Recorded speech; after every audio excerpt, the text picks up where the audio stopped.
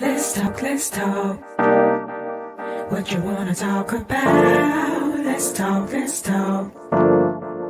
What you wanna talk about? Kitchen talk. Let's talk. What you wanna talk about? Kitchen talk. Let's talk. Conversations that cool. Kitchen talk. Let's talk. What you wanna talk about? Kitchen talk. Let's talk. Conversations that cool. Let's talk. What you wanna talk about? Let's talk.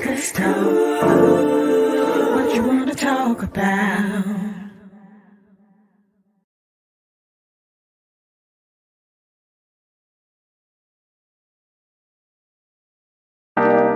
Let's talk.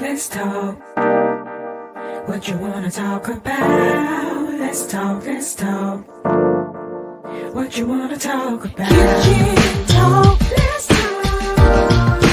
What you wanna talk about? Kitchen talk. Let's talk. Conversations that cool. Kitchen talk. Let's talk. What you wanna talk about? Kitchen talk. Let's talk. Conversations that cool. Let's talk. What you wanna talk about? Let's talk. What you wanna talk about?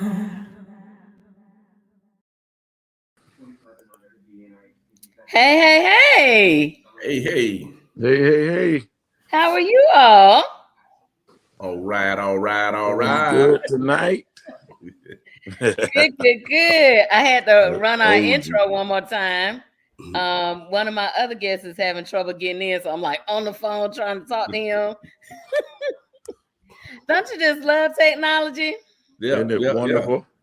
Yeah. It's so wonderful. Only works when you don't need it. Absolutely. So this is Kitchen Talk CTC. Conversations that cook. You got it, Marvin. You got it. So good to see you. I do realize you're a little under the weather. Yeah. So we'll see how long I can stay hanging. How long you can hang in there. I get it. I appreciate you. But I also want you to rest. Yes. Yeah, super excited for this conversation. For those who don't know, this is Elder LaNorris D. McFadden. What up? Yeah, that's him, affectionately known as Pastor Mac, around the globe. I don't know about that. Pastor Mac has been with us before, so he is a welcomed returning guest to Kitchen Talk. So happy to have you. Thank you so much for joining us. And then just a little brag moment. This is my pastor. That's right. Yeah. That's right. Just that moment right there. Just that what an honor. And for me as well. So I don't know if you guys know each other. of course I've heard of him. Okay. Oh no. I hope that's good. It's good. Yes, sir. Yeah, y'all should probably exchange numbers or something. Just two really, really great guys. Dr. Scott is pastor of Grace and Truth. Thank you. Grace and Truth. Okay, yeah. Great. We go back to GMP days. Right. Oh, everybody does. I mean, anybody that's worth knowing is You done came through GMP. I'm telling you. I mean, you trace everybody who came through there. 866 Golden. That's right. That's right. Oh my goodness. GMP. Yes. Definitely. So a few weeks ago, a well-known gospel artist, he's still hanging in the studio. I don't know what he's doing. I can see y'all, but I can't enter. So what did he do? Marvin, what is that? I don't know because he shouldn't be able to see us unless he's on YouTube. No, he said I could see y'all, but I can't enter. But what I'm saying is, woman, Oh, are you on StreamYard? Right. If he's This what happened when you own your own show. yeah. If he logs into the link that you send, we can't see you until you let us in. Right. But I could see you all. Right. But I don't see him. He is not in the studio. That means he's not in there. He's not in the studio. He must be on the YouTube version or something. Yeah. That's what I'm about to say. StreamYard. Yeah. So if he's on StreamYard, when he clicks on that link, it should take him straight to a page where he has to allow for a camera and microphone use, and then type in his name. And then he's on YouTube. Why are you on YouTube? That's not the link I sent you. Okay. Oh, it was, I think, to share with others, but he must have clicked it for himself. Oh. To go to yeah,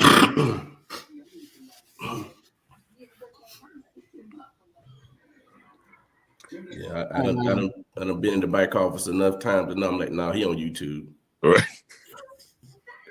I remember one time we were doing the show, and I kept trying to figure out why is there an echo. I don't know if you remember that. And I'm like, why is that? Oh, I remember because you was watching us on YouTube while you was in the studio. I was watching on YouTube while I was on the show. So believe me, I know. Yeah, sound like you're in the galaxy, Mars somewhere. Right. Yeah. And that's old school radio stuff. You call into a radio station. People will call in trying to hear themselves on the radio. On the radio. Turn your radio down. You got to turn it down. Okay, so while I try to walk him through that, hopefully he'll get it. So Dr. Owens is who I'm also invited to have this conversation. Oh, I didn't send you a YouTube link. I sent you. Okay, let me see. Let me do it one more time. Sorry, y'all. All right. It's all good. Sometimes you have to walk us through it. Yeah. I was just talking to somebody the other day about, as a teacher, sometimes we can be objective centered when we need to be student centered. A lot of teachers, they objective. In other words, as long as I cover my objectives, I'm good. Student centered says, well, it's not just about my objectives. It's did you learn? Did you learn? Right. So I may have to cut some objectives out to ensure that you learn what I'm teaching. Right. Yeah. To at least have a takeaway. Yeah. They may have 10 objectives. If they only got one, is that really success? Yeah. Well, yeah, but now if we got 10 objectives and we only get one, now, yeah, Houston, we still got a problem. We got a problem. But where? I still got to get more than one. But where's the problem? Yeah, but it's a thing of making sure that they get it. So what you're doing is making sure that he gets it. That he gets it. Yes. Yeah. And sometimes in class, that means you have to be patient. Slow down. Down. And I ain't talking about just the teacher. Yeah. I'm talking about the other students. Yeah. Yeah. Because everybody learns differently. Yeah. And how you navigate those different learning styles. Yeah. Yeah. Right. Everybody got different learning styles. And one of the things we've been talking about is how oftentimes we look at the grace of God as just unmerited favor. Not understanding that it's an enabling ability. Right. And the grace of God is something that he gives to everyone. Outside of just saying salvation, you know what I mean? But so a lot of gifts that we look at and think it's just a talent, but it's a grace. Yeah. That's an enabling ability. So Some of us are graced to deal with people and others aren't. Some of us are graced to learn stuff quickly. Can you get out of our Bible study? You were in our Bible study last night, Reverend. And that wasn't in the Bible study. That was I call them text message from heaven. Like they just dropped in. Yeah. I said, what? And now here you come tonight. The next And here you go. Yeah. Yeah. And I think that's so important because sometimes stuff comes easy to us. We got to remember that we're graced. Yeah. And one of the things I've learned is when God graces you, you have to be able to extend grace to others that don't have that gift. Mm-hmm. Right. Absolutely. So, Dr. Owens, I see that you're in, but your camera is off. And I'm trying to. I thought my camera was on, but you know what? See, I'm old school, y'all. I'm real old school. I ain't got no kind of social media, and I thought my camera was on. Now let's make sure he said old school and not old. Yeah.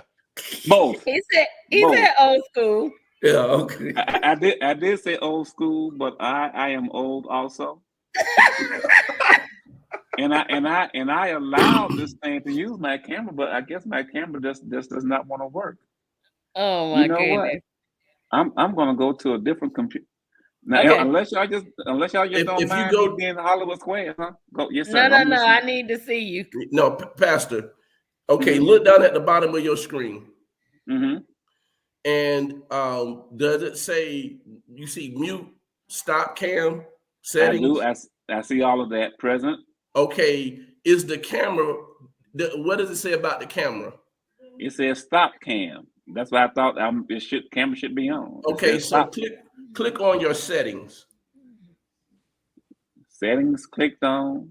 Okay. Camera. When you click on your settings, you should see camera, and you should see like camera, which camera you're using. Mm-hmm. Make sure one of those is selected. Let's see if that works. Still nothing. Okay. Well, I do see something that says something that says mirror my camera. No.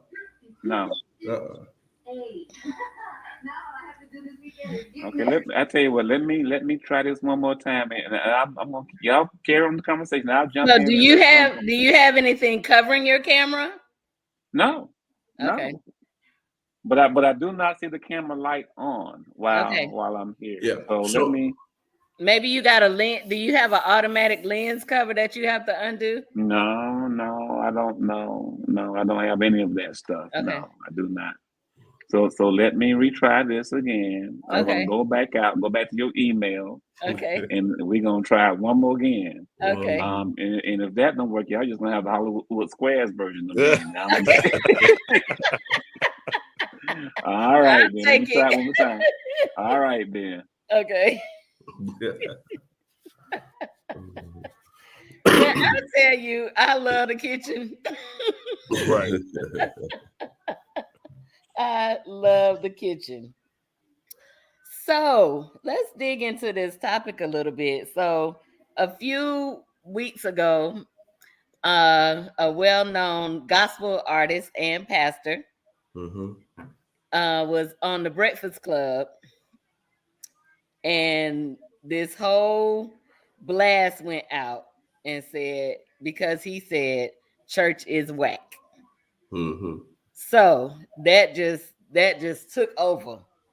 So it was Ty Tribbett, somebody that we all listen to. I don't know if I've ever heard him preach, but I do enjoy his music.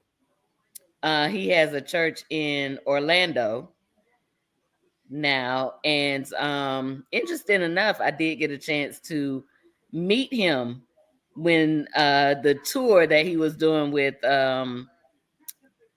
Kirk Franklin and the Clark sisters came to Jacksonville. So we were in talks with his manager, and we got some tickets and were able to go backstage and meet him. Really cool guy, very laid back.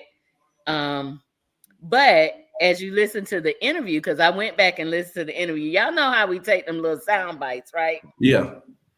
And that's just like, oh, here go the gospel, the preacher, the da da da da, talking about church is whack, and it just started this whole uproar. Mm-hmm.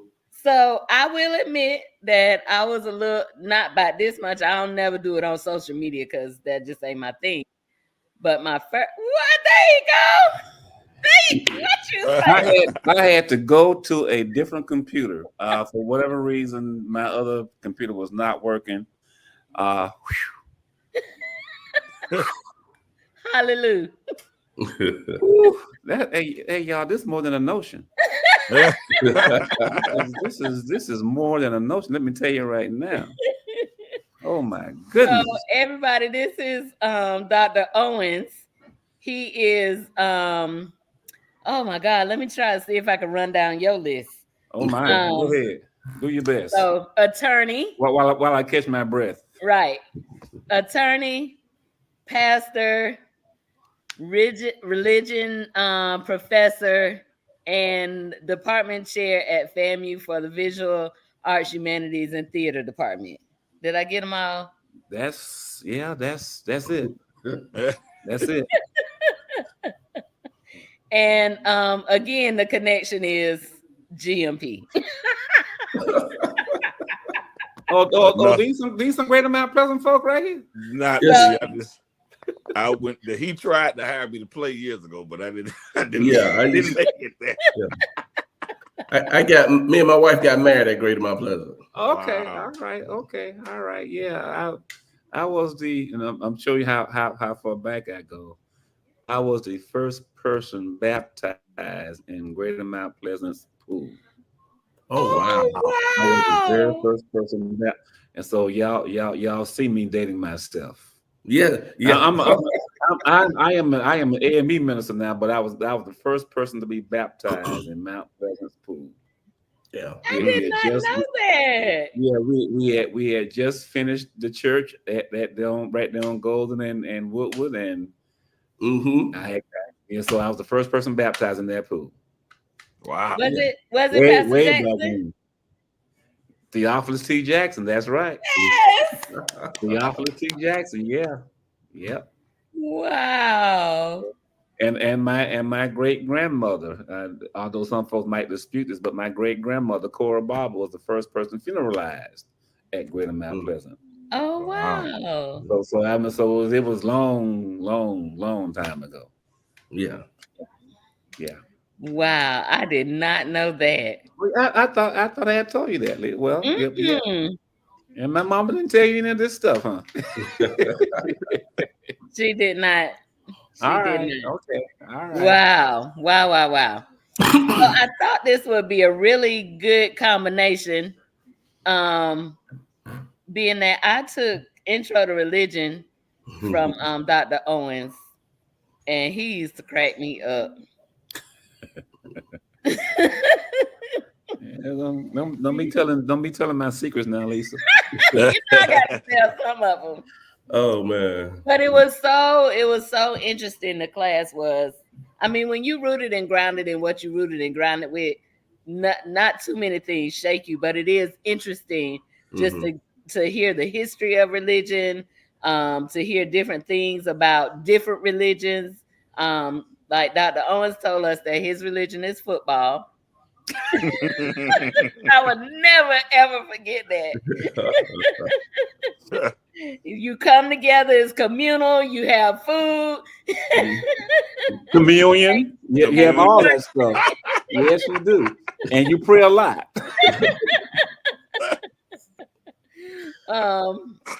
I would never ever forget that. But his class and his teachings was so very interesting, and I really appreciated it because, well, anyway, we just got through talking about the teacher part. So I thought this would be really, really good to bring another layer to what the discussion would be. So what I was about to say was to hear a gospel artist, a pastor say church is whack. I am not going to tell you a story. It did bother me about this much. And my biggest thing was I think so much as what he used the word church. So when I think about the word church, I think about what Christ died for. Mm-hmm. Now, for you to say that, you're saying what Christ died for, in my mind, is Wack. And so you got to clean, you got to clarify, you got to clean it, you got to do something. Mm-hmm. But then, so just hearing that part, how are you guys feeling about that? I did send you guys a video, but just hearing somebody that is a part of the fold, a part of ministry, a part of religion, a part of the church, say church is Wack. What is like your first visceral response to that? Okay, and I'll jump right on in there because I did listen to I saw the YouTube video today, and I heard him say church is Wack, but and we had a brief conversation about this in your office, Lisa, in terms of what he was saying, and at that time I had not yet seen the interview with Charlamagne the God, but what I got from it was that he's referring to not so much as Don't dig right there. Don't dig right there just yet. okay. Just the church is Wack. How do you feel about the statement? Okay, well, I'm gonna say now. You know, I've said some worse things in my class, and to a certain extent, church is Wack. And I speak as a professor. I speak as a pastor. But some things we do in church is Wack. You may not like the language of Wackness, but it was a cogent critique of some of the things we do in our denominational churches. Like, okay, staying in church for 5-6 hours. I mean, I know but come on now. You come at 11 o'clock, sir. They want you back at 3 o'clock. And you just get out at 2 o'clock. That's Wack. Now, again, I know the language may be harsh, but it's a critique of our denominational churches. So I'm gonna stop right there. Let's jump in. Okay, all right. Well, I the first thing I felt was I need to listen to the whole thing instead of just a clip before I jump into it, right? But my thing is, I feel like some of the things that we do as people may be Wack, but what Christ died for, what he birthed, is never Wack. And so I think the thing is, we confuse what Christ meant, died for, birth, and what we do. And so therefore we put what we do as if that's the way God wanted church to be. Or how, because we call it church, we call it worship service. And the thing is, are we really worshiping in some churches? You know what I mean? Are we really preaching the word in some churches? Or are we just doing great little sound bites? Talk about everything but the gospel of Christ or the gospel of the kingdom. So, so for me, I did my best to withhold judgment until I listened to the whole thing. But and just look at it, because I didn't want to take what he said out of context. But I just think a lot of times we confuse what we do with what Christ died for. Yeah, so I I agree with both of these great pastors. I'm like Paul, less of the least of these, to be in Hollywood Square tonight. But first, I know Pastor Ty, so I do. There is connection there, and to know him and some of the journey, it was a little bothered. I was a little bit bothered by that statement, that part. Again, putting it in context, which we'll dig into in a minute, but the church is whack. Yeah, that's tough to hear. That's a hard statement. Again, knowing him, knowing the journey. I think he mentioned it even in the interview that he's benefited from some of the wackness, you know, it has got him to this place. So what bothered me most was the platform. Yeah, I don't like that statement, you know, semantics, whatever, but I don't like that statement, but I didn't like the platform. Let's come here, like here amongst, you know, churchmen, leadership, you know, the people of God. We discuss, it's just like a family, you know, we can air our stuff. We can talk about our stuff amongst us. Yeah, that was messed up. That's whack, so and so and so amongst us. Yeah. But in light of evangelism, when you're afforded a platform like the Breakfast Club, that is, you know, highly secularized, the demographics and the people that are listening to that, you know, are people that need to be evangelized. And when you have that moment for evangelism, and you make that statement, it gets hard. Yeah, it's thrown all out of whack. No pun intended. But I think what heightened that was the platform, you know, because again, if you look at some of Ty's stuff, Pastor Ty's stuff prior, he said it before. He said it at some church conventions and some church discussions and all. He said it before. But I think it resonated just because it was a broader audience, secular thing, Charlamagne, God, DJ. It was a big thing, and it was a moment. I think it stabbed us, you know, as kingdom citizens, because it was like, oh my God, this is a moment for a touchdown, and you just fumble the ball. And Pastor Mac, with that statement, I'm sorry, Pastor, just with that statement again, like we'll dig into the rest, but with the statement. But Pastor Mac, to your point too, I feel like that statement was more so trying to get people to understand that his church is not whack.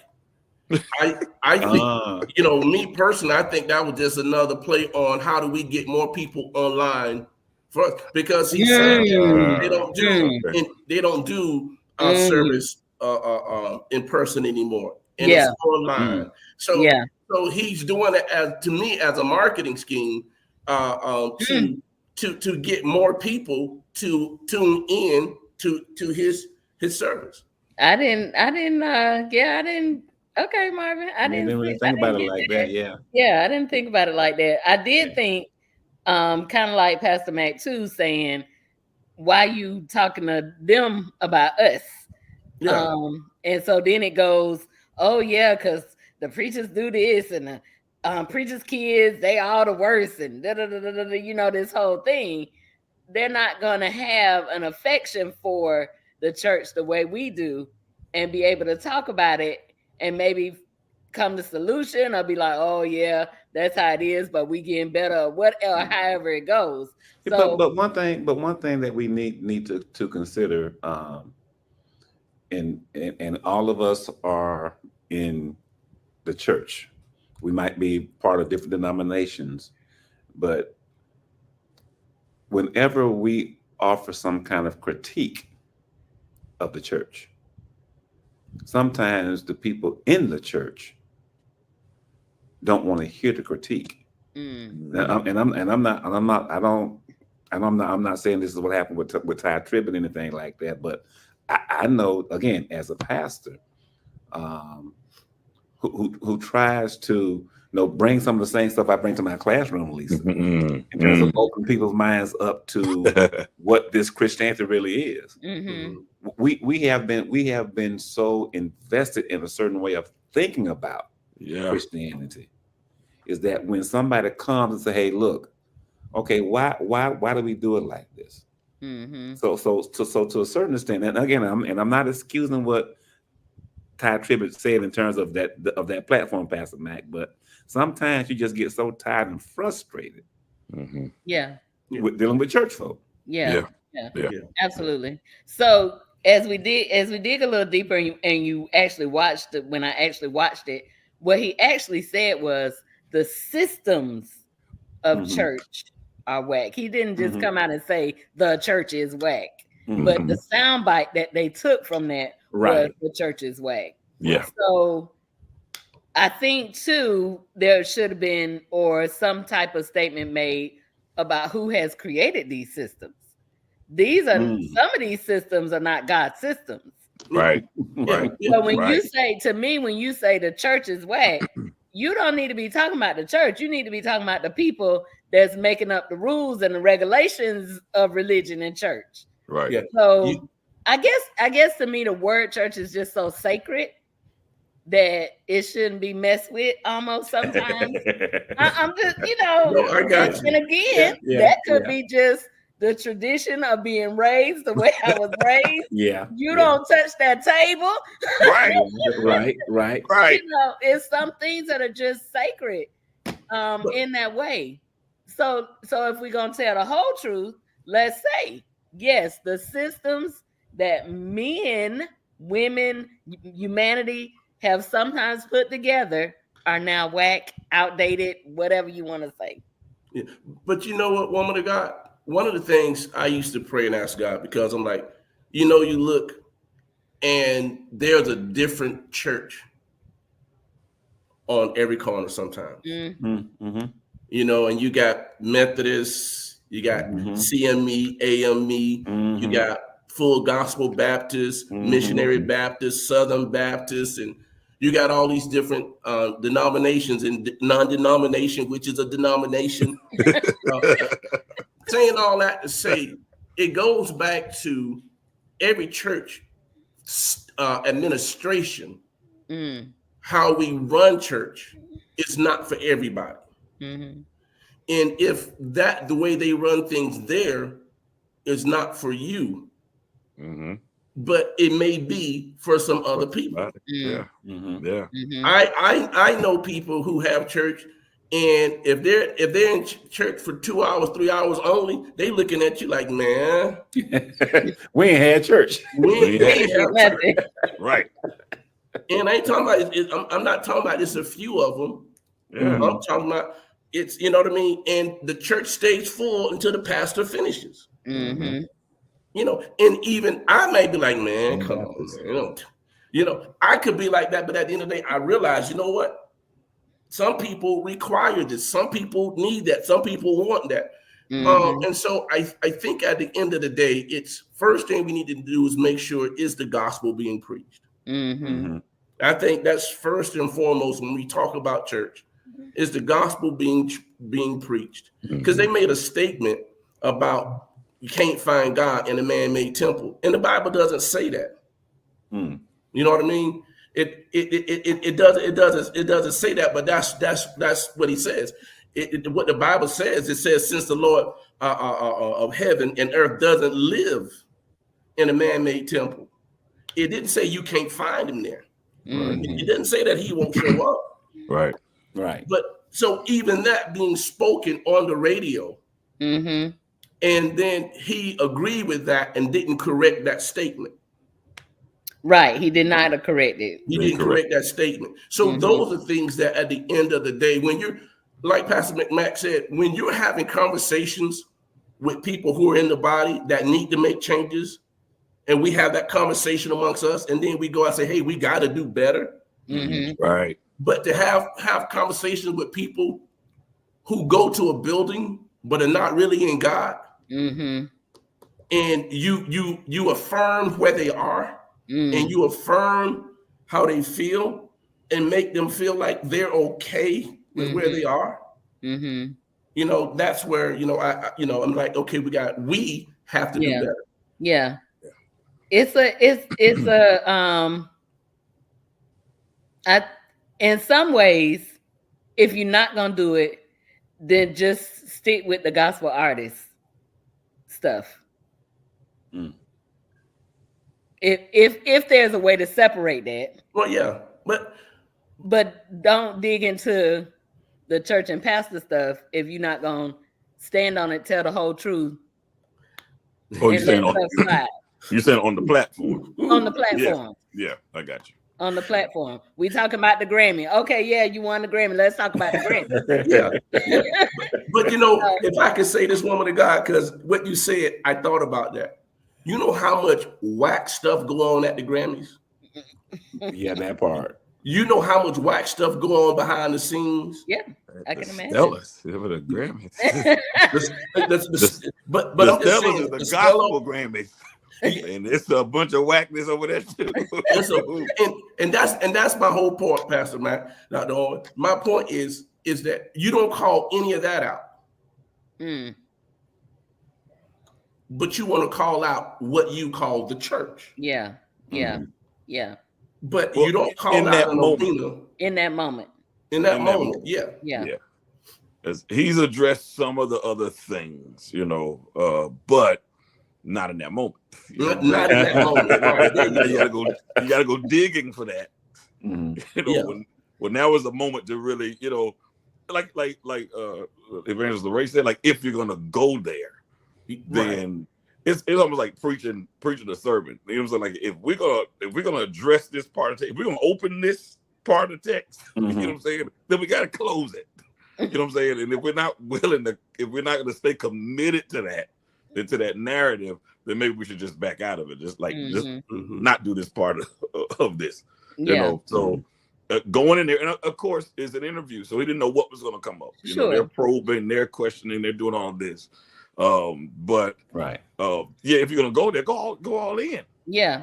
Go all the way in. Let that be, the rest of the conversation. Yeah. And it's been a few weeks. I didn't get a chance to refresh myself on it today, but I did. Yeah.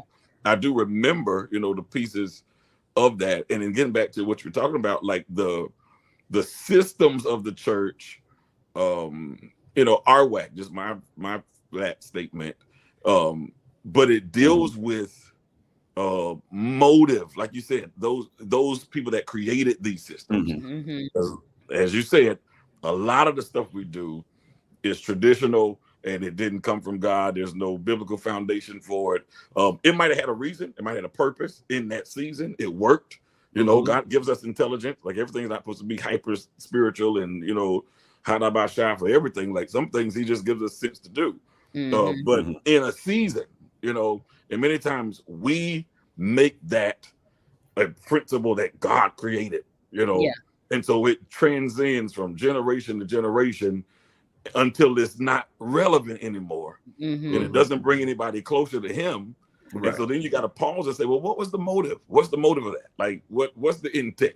You know what I'm saying? Like we judge the tree, by the fruit that it bears, but it started with a seed. Like, what's the seed? Like, what are we expecting from, some of these systems of the church?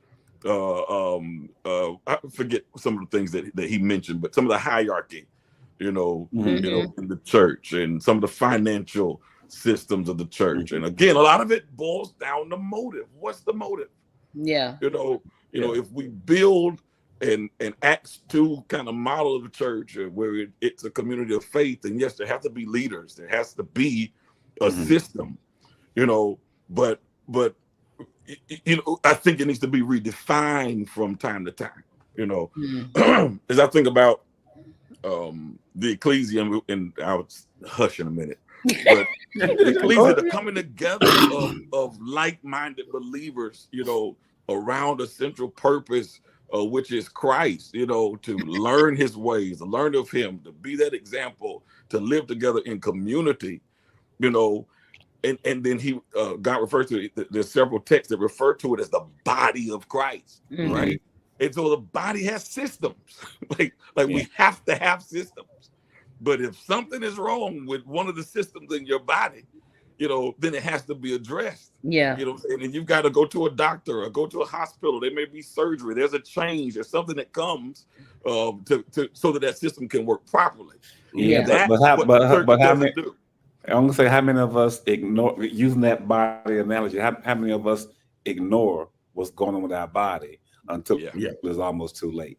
Yeah. And again, and I really had no problem with the platform, quite frankly. I didn't, because to me, not only secular people watch that show. Sure. a lot of folks watch that particular venue with Charlemagne the God and so on and so forth.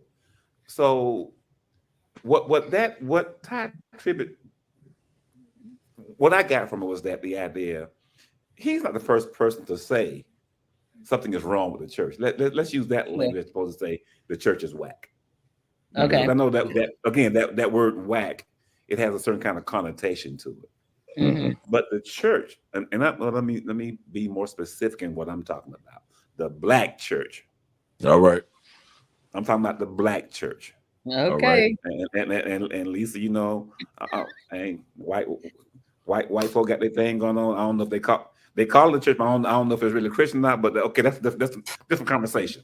Okay, well. But the black church, it has its roots in trying to do something for black folk other than talking about dying and going to heaven. Mm-hmm. It was about freedom. Mm-hmm. Yeah, we be free. Mm-hmm. That's liberation. And the black church has always been a part of that. Mm-hmm. But sometimes the black church, and this is just me talking, Mm-hmm. in an effort to emulate the white church, we have lost our way. Oh my.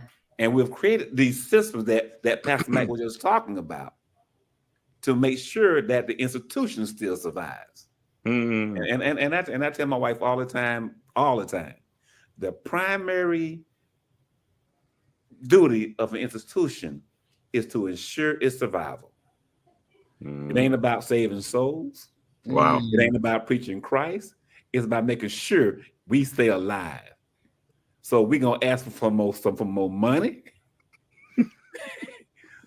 we're gonna make sure the pastor's taking care. So in that regard, the black church is open to critique. And Ty Tribbett ain't the first person to offer this critique. Sure. Throughout the history of the black church, we have had lay people and pastors offer this critique of the black church. Yeah. Why are we so busy trying to reach middle class respectability as opposed to feeding the hungry? Wow. Going to the prisons and doing the things that Christ called us to do. And all that stuff he was talking about, you know, I don't know nothing about his dad. I don't know if his dad is messing around on his mom. I don't know. Right. But okay, he's coming from this perspective. Okay, I saw my dad, who was a pastor at some point. Yeah. He said, played the piano first, then he became a pastor. Right. And then my daddy did this thing with my mom. I ain't gonna say he's working on his daddy issues with all this stuff. But that may be a part of it too. He saw what his daddy did. Yeah. And that created a mindset for him to say, okay, the church is whack. Yeah. When you're really talking about what your daddy did to your mama. Yeah. Why in the church? Why and we know it happens in the church. Heavy, Dr. Owen. It happens in the church all the time. Yeah. You know, and the very person who talked about that and called the church whack, it would also accuse of doing the same thing to their wife. Exactly. So, you know, so it's sometimes, and this is a shameless plug, Lisa, sometimes we have to do an internal investigation. Sometimes we have to be willing to look within, deal with ourselves. Apostle Paul said, you know, he judged himself. He treated himself harshly so that he himself won't be found a castaway. Right. You know what I mean? So I think, you know, that the first responsibility of the body of Christ, I'll say it like that, is to preach the gospel of Christ and the gospel that Christ preached, so that souls will be truly saved, not join your church, not so you can say you got 100 members, 1,000 members, 30,000 members, but that you can say souls are truly saved and saved for real. And I think that's our first responsibility. And then from that, I think it goes to those individuals not only giving their life to Christ, but now having a hunger to learn more about him so that they can go and tell someone else about their Lord and Savior, Jesus Christ. I think those are our first two responsibilities. Mm-hmm. You know, and I think, you know, oftentimes we fail in those missions trying to accomplish other missions. Mm-hmm. And, you know, the question becomes, you know, what came first, the chicken or the egg? You know, how did we get there? I was just talking to someone about how I remember growing up, if you wore a hat inside, somebody's going to tell you, take that hat off. Take the hat off, right. But now we see it all the time, right? Mm-hmm. And not only just in the secular place, but we'll see men and women of God inside wearing a hat, right? When the Bible says a man that prays with his head covers dishonors the Lord. Mm-hmm. You know, so all I'm saying is somewhere that became normal. Mm-hmm. Where did you know? And it goes back to what you're saying is identifying where did it come from and why did that continue on. I remember the story where the lady used to cut her ham, and then she was teaching her daughter how to cook a ham, and she was cutting it, and so the daughter finally asked her, "Mom, why you cut the ham?" She was like, "I don't know. I just always saw my mama do it." She asked her mama, "Why you cut the ham?" She said, "I don't know. I just always saw my mama do it." Mm-hmm. So she finally called and said, "Why you cut the ham?" She said, "I don't know why y'all cut it, but my pan wasn't big enough." Mm-hmm. So they made something that she was doing out of necessity, Mm-hmm. you know, because they made it traditional. They made it a system. Yeah. A law. Yeah. And you're wrong if you don't do it that way. Right. Even though I can't tell you why we do it. But you're wrong if you don't do it. Right. So to his credit in the interview, so he was taking us through his kind of life a little bit, but he was also saying that these are the things that shaped him.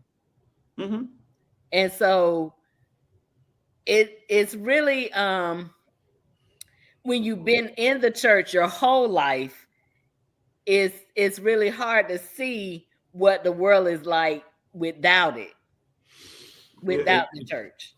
And when you've been shaped by it, and a lot of your hurt and trauma has come from it, you know, you know. And so hold on. We see it as the church.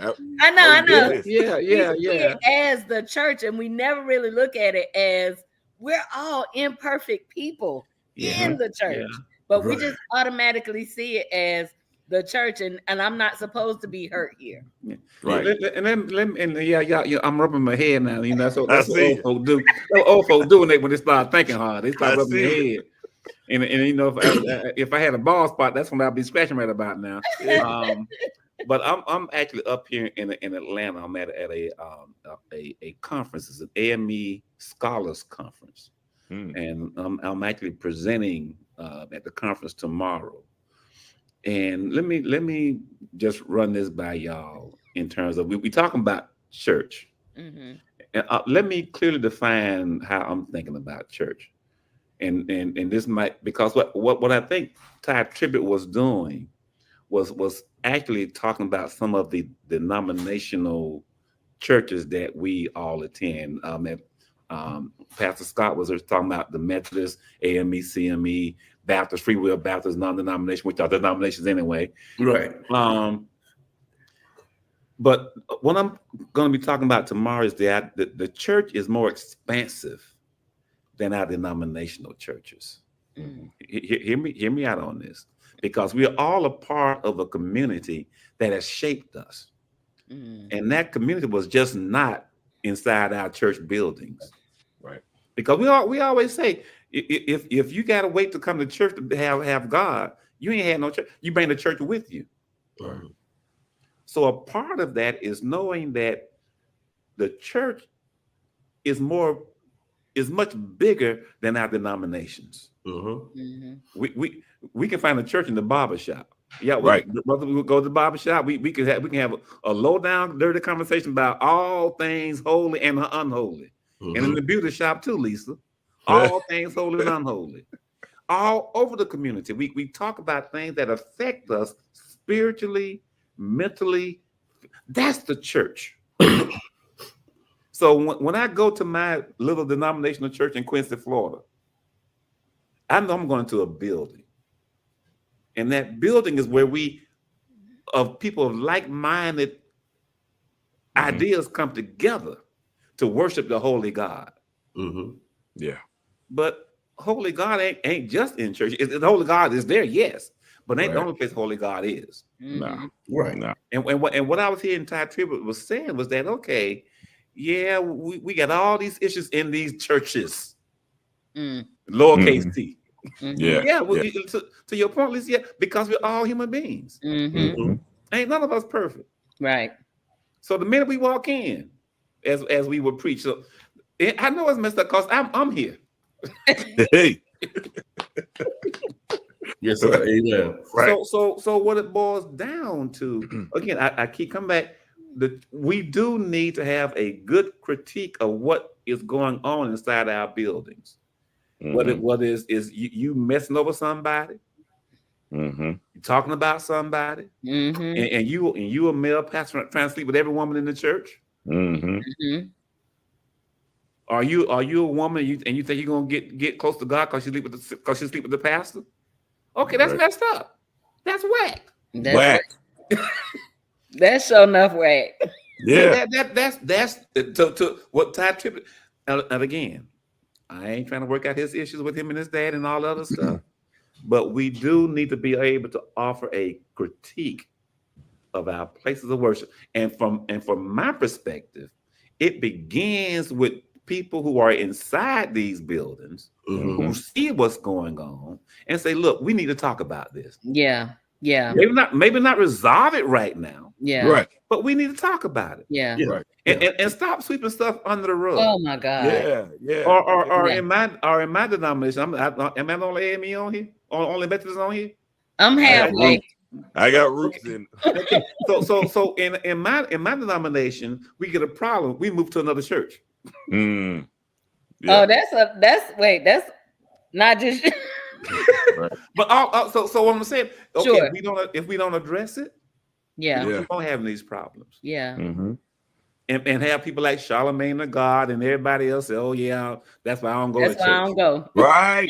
They validated. But you know what though? Yeah. And the thing is with that too though is how many jobs are whack? Amen. And you still go to your job. We have to go to work. But you get paid to go there. Because what happens is Right. We don't what pay happens is people don't value the unseen. True. They don't look at the man or woman of God that's preaching the gospel as sowing spiritual things into them. Right. And again, I'm not saying every person that stands in the pulpit is sowing spiritual things, but what I'm saying is that's what's supposed to be done. And you have to be able to value the unseen. And most times we're coming for something other than the unseen. And we don't give it credit when we start seeing the fruit manifest in our life. Yeah. You know what I mean? And so again, so there's a lot of things in ministry that we have to talk about and deal with. But if we're dealing with it and it's making a difference in your life, don't just focus on the negative things that I do. Right. Right. Yeah, there's some good in it. Absolutely. I got to go back, Dr. Owens, to that whole the church is global, expansive, you know, more than our building in so many ways, because we've got to, so that integrates. I see you scratching your head there. As I scratch my head, it's starting to come in. It's here. It's starting to get in here too. That I might be a little more old school, right? But it integrates, you know, the sociology, you know, and all these other things. You know, we have to address cultural issues in church. Right. You know what I'm saying? Yeah. That's got to be the place. And I think that goes back to, again, like I said, we're not trying to solve his issues, but that a lot of when that hurt comes from this place that I think is supposed to help me. You know what I'm saying? But the systems of that and the structure of it limit how it can help me. Because back to what you're saying, we should be expansive. The church is to deal with all these areas of life, but most of this stuff that we're dealing with outside of the four walls is taboo. inside the four walls. Yeah. So we can't deal with it. They're gonna But why is it taboo though? That's the because why? we won't talk about it. We Well- won't free ourselves to Well, talk I don't about know. what everybody is going through. Well, I'm gonna be honest with you. Well, I most talk people. about it. I do I was too. gonna say I mean I talk about it too, but again, why is it we find it so outrageous to talk about the things that we say is out there in the so-called world? Because the systems are whack. That's another Well, thing called. But hold on, that's not just the church, right?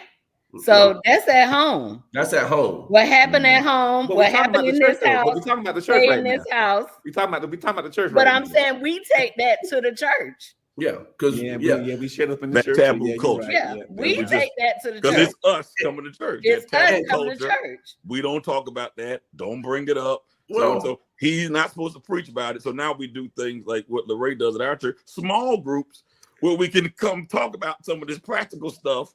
Because if I preach on it, y'all looking at me crazy, like he ain't preached today. Yeah. But Right. the pulpit has to redirect. You know what I'm saying? It's obligate. My obligation is vertical. Yes, call to the people, but my call to you, like we talked about it in Bible study last night, is for your eternal purpose. And so if we have to talk about some of this taboo stuff in church, Talk about this Wack you stuff. just be a little. What do you say? Talk about this Wack stuff in church. It's whack stuff. We gotta talk about it. yeah. We have to talk about it if we're going to grow, if we're going to get better. And then let me conclude with this. And I see Pastor Scott talking. You talk about being expansive. I say it like this in this little down to just level, data entry level analogy. The church is the fueling station, right? Everybody comes to the gas station with the same purpose, same intent. I need something. I need to be filled, but not so I can stay here. You know what I'm saying? But so that I can go out and reach whatever destination it is and whatever encounters I'll have along the way. And I think we've gotten to, everybody come here and fill up and sit here, and keep it all here.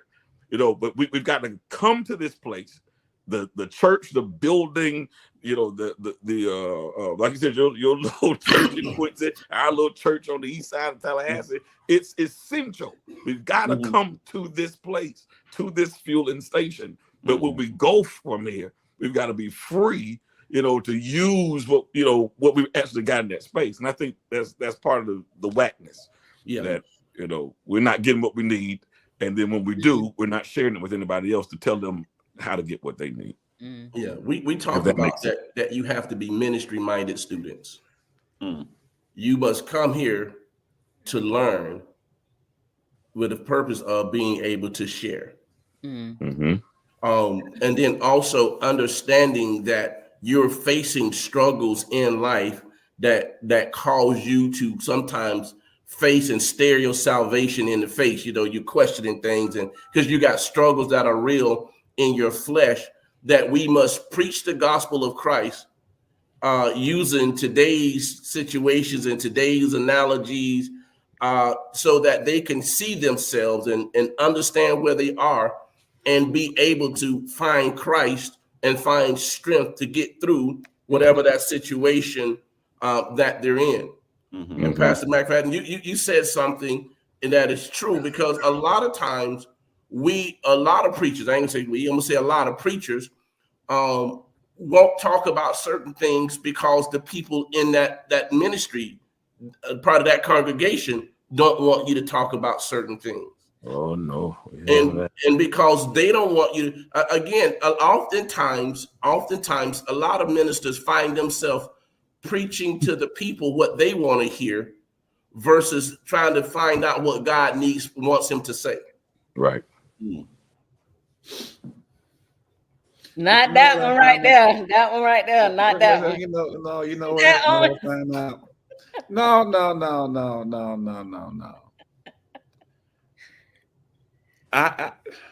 No. I'm just gonna go on and say it. Go on and say it, Doc. It's not. It's for me. It's not so much the people are not willing to have these conversations. Sometimes we as pastors don't want to engage them in the conversation because we as pastors want to control their salvation. Wow. Let me explain what I'm talking about. Yeah, digging that. Oh. Because some of the very same things that we're talking about right now that we say is out there in the world, we don't want to bring it to the church because the people are not ready for it yet.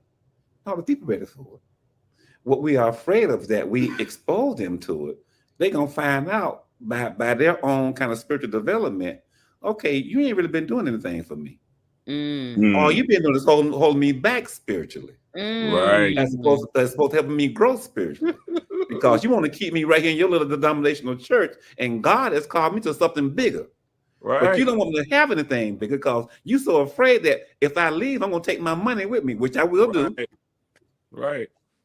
So Wow. so there's another side to the coin about the people not being ready. Sometimes we as pastors, male or female, we want to control what people think because we are part of this system. The institution. We want to make sure that the institution continues to grow. Yeah. And, so what does that do? What does that do? I tried to get a young person on here because all of us are of age. I'm young, girl. I don't know what you're talking Me about. too. I'm young at heart anyway. I'm a age. Everybody on here full grown. Don't even try it. All right. So how do we take, because I'm sure it's young people that feel the same way as the statement without any reservation. They will say the statement. Mm-hmm. Oh yeah. How do we speak to it with them? And even maybe help them change the narrative of it without compromising what the church looks like. And I guess I'm saying, how do we reconcile in our minds what we know and believe and some traditions that are just truly embedded in us? I mean, some of it's really hard to get past. Without losing the integrity of the gospel. Now, I think truth. The truth will make you free. I think we got to be okay with defining things and calling it what it is. This is a tradition that we do for this purpose. You know, if you don't subscribe to that, I understand. This is why we do it. And here's my biblical proof for why we do it. Or I don't have biblical proof for this, but just as a cultural, as a people, this is what we do. Right.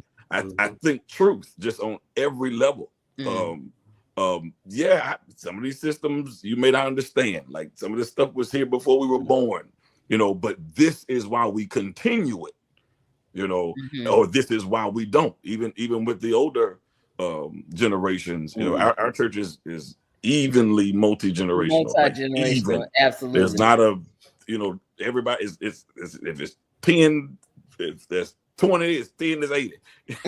you gotta, and so you gotta come across the board and deal with it, you know, because you have those generational vantage points too that are different. You know, certain generations did things because somebody told them to do it. And they just did it because they trusted authority. Versus you get a younger generation that wants an explanation. They need to know why. I will do what you're telling me to do, but I need to know why. And why do you do it? And what's your affinity and your affection to it?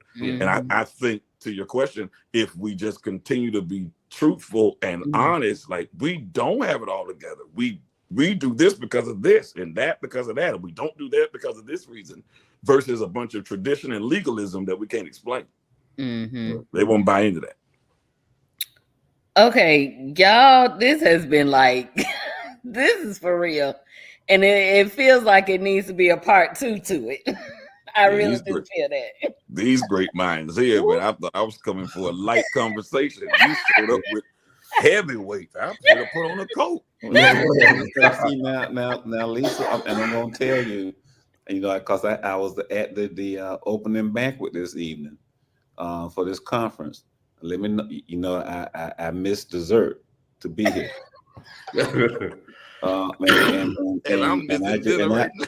And I just texted Marcia, and they had cheesecake for dessert. Oh. So does that mean Yeah. I have to bring you a cheesecake on Monday? And ain't nothing like some cheesecake and some black coffee for me for dessert. But this has been a great conversation that Absolutely. I'm glad to meet Pastor Mack and it's Marv. I see you got Marvin Scott. But you Pastor Scott, Marv? Yes, sir. Yes. So Pastor Mack and Pastor Scott and Pastor Lisa. Uh-huh. Yeah. She Expansion. She will not. Because we been in our council chairs meeting sometimes, and she'll sneak a preach on us in a minute. She'll do it. Calling us a task. She'll do it. But it has been a great joy, and you're right, Lisa. This is a conversation that could go on and on and on. Absolutely. And let me just end with this on this last question you just asked in terms of the young people, because I'm teaching young people all the time. Yeah. All my classes are undergrad, and they come in to take these religion courses because they want some kind of answers, and they're not getting the answers in our churches. And they tell me they're not getting the answers in the churches because when they have some deep, hard questions, what they say they're getting from our churches, just pray about it. Yeah, prayer is good. Prayer is great. Yeah, prayer is wonderful. I just read your Bible. Right. But our young folk, and me and Marsha, we talk about it all the time. Our young folk now are facing things that we couldn't even dream of.